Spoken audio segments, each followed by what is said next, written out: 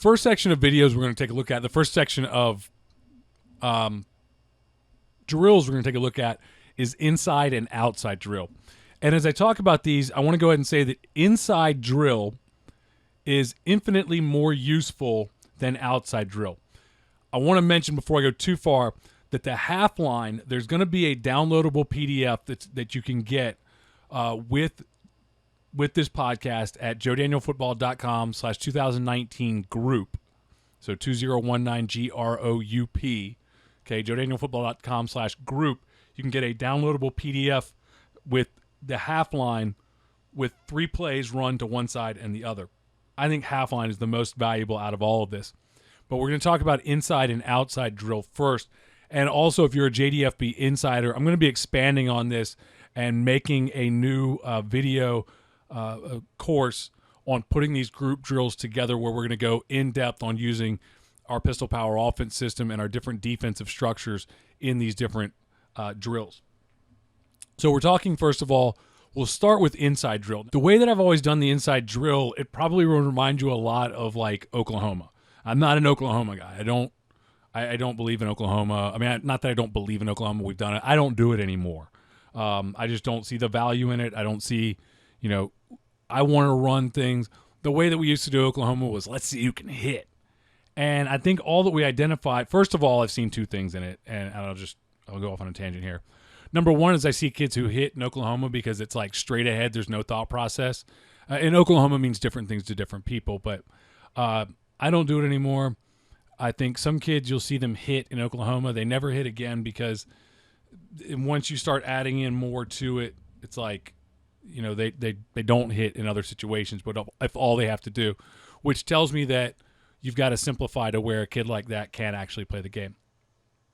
Number 2, I think you identify a lot more the kids who lack confidence, and not only do you, I don't think you make hitters out of a game like that. We'll call it that, out of a drill like that.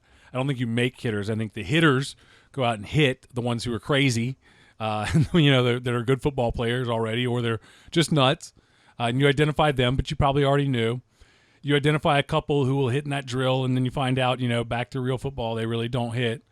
And then you really kind of hurt the confidence, I think, of some of the other guys. That's my opinion of it. And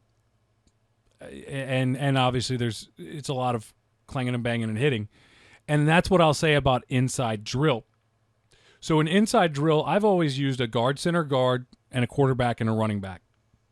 Or if we're facing 2 back teams, a guard, center guard, a quarterback, a fullback, and a running back, a tailback. Okay, that's my preference because if I go guard, center, guard with no tackles and no fullback, I will end up kind of with somebody free, essentially, because I don't have enough to block them. My solution for that against one-back offenses, and I think my solution overall, is to include tackles who really their only purpose is blocking backside guys that are out of the picture, guys that aren't that important, but keeping anybody from just having a clean run. And so really what I've found is that inside drill, there's probably some other things. Maybe you could use it on an option. And I'm talking from a defensive standpoint. Inside drill, 2 defensive linemen, 2 linebackers in the 4-2-5. Inside drill is going to be pretty basic, right? It's pretty simple. If I was in a 33 stack, I might do this with make it more like almost like a 9v9 drill. I might have my front 6, no overhangs because the ball is not going outside. So I could do this maybe during a 7-on-7 if I have enough numbers. But I want to have my nose and my defensive ends. So I'm probably going to need 5 offensive linemen, a quarterback and a running back, and then I'm going to need my 3 stacks and a fullback if necessary, and my 3 stacks. So involving more in those situations in order to get all that I want out of it. Now I could make it like a bear front kind of thing and just working some different stuff. But in general, I'm going to say 5 offensive linemen, quarterback and a running back. And against a 40 front, 2 down linemen, a Will, and a Mike against a. The key here is that I need to have the guys who are going to defend the A gap, B gap area. So I might be able to do it with a Will backer and a Mike backer and a 3 technique in a 4-3 because the Sam backer, he has cutback A, but I guess I could use him. I could do my 3 linebackers and my 2 down linemen. I guess that would be okay. If I want to, maybe have a tight end in there. And again, there's not a one way. So if you hear these and you think like, that's not the way we do it, I know there's lots of ways to do it. But for me, in the 4-2-5 and in the 4-3, I've done it with just a Mike backer before. It is really helpful to work inside zone and inside trap. Not a whole lot else. Inside zone, inside trap. If you had just a straight dive play, I always think straight dive plays are funny because if it's a straight dive, it's like there's a train wreck somewhere a lot of the time on straight. It's just like can you run over our Mike linebacker or not on straight dives sometimes because that's the way that they work out. Zone's different. So inside zone, inside trap. So if I've got guard, center, guard, and I've got a 3 tech and either a 2-eye or a 1 technique, and whatever you're seeing, quarterback under center, I'm more concerned about the blocking scheme than the reads because we're reading the offensive lineman, both the defensive lineman and the linebackers are reading the offensive lineman. So I could do it without an R and really get something out of it. I mean, I really could, just showing different blocking structures, and then I don't have to worry about contact at all. I can do it without the ball carrier. So inside trap, I want to run it to 3 technique. We block back, pull and kick. You can set the strength with your guys. One of the things that I'll mention is to make all of these drills faster, you want to wristband your guys. And Jason Honstadt's program that we talked about before, his game planner program that you can get at CoachTube, and I'll put a link in the show notes on that as well. I believe it's still available. I'm not sure if it's still up there or not. If it's not, then I think it will come back in a few weeks. So be on the lookout for it. But what I can do is you can put in their wristband, here's what you do. And this is what I do with Scout wristbands. It says very specifically on this call, you do this. And by putting those things in there, I don't have to come into a huddle.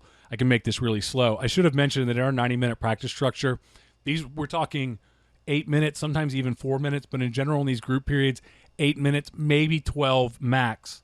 12 is more likely a team period, but 8 to 12 minutes, and we're trying to get as many reps as we can. Now, on the inside drill, this can be a brutal drill, so we will slow it down a little bit because it's a lot of hitting. I can go into outside drill, and I can go into 7-on-7. I can say, hey, it's just thud. It's, just whiz period. But I can't, inside drill doing that is kind of like saying, this is goal line period, and it's just thud. Just wrap them up. Doesn't work on goal line.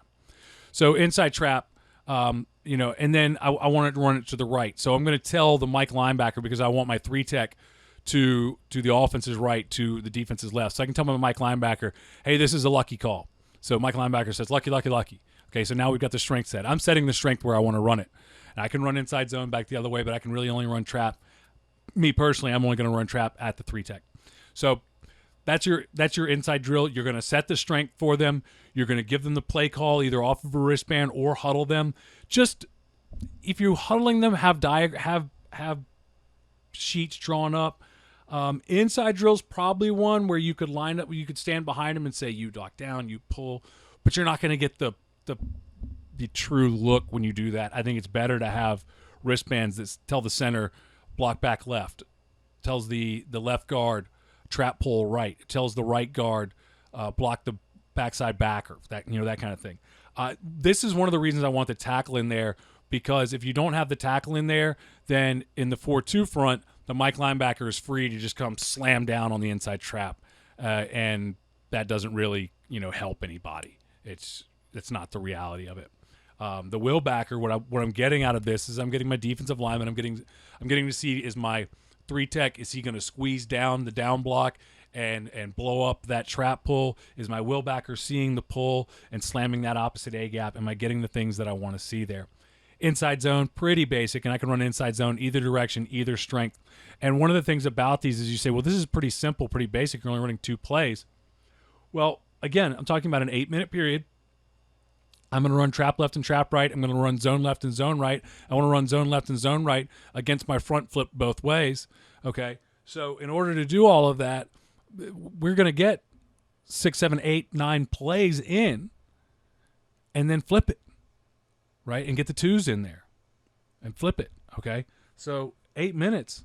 When we're talking about a fast-paced practice, this is a lot to get done on an inside drill.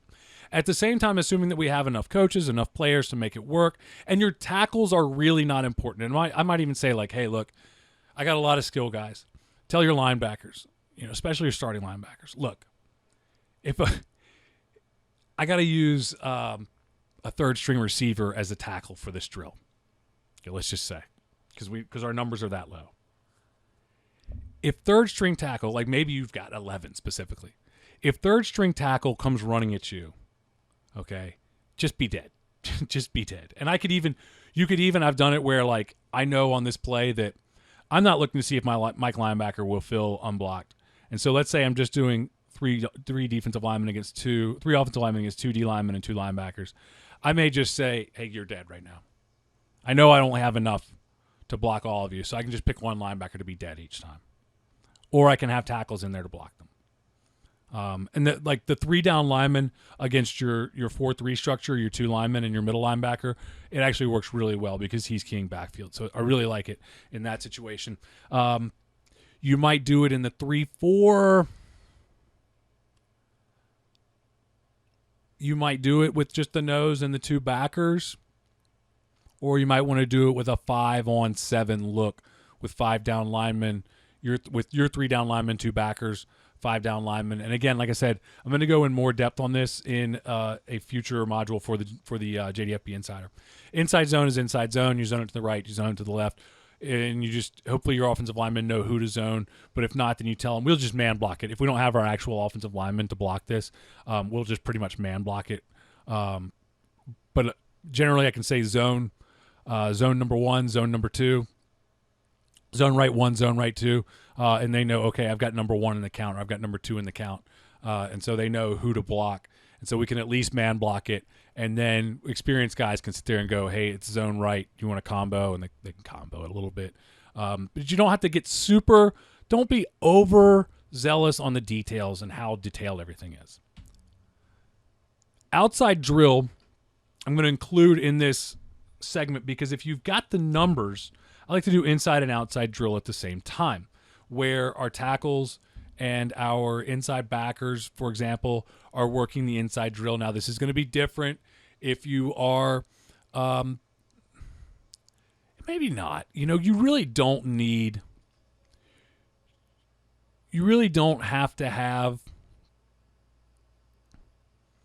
on the outside drill. Well, you're going to want your stack backers. So maybe if you're an odd front, I don't know if you have to have your stack backers or not.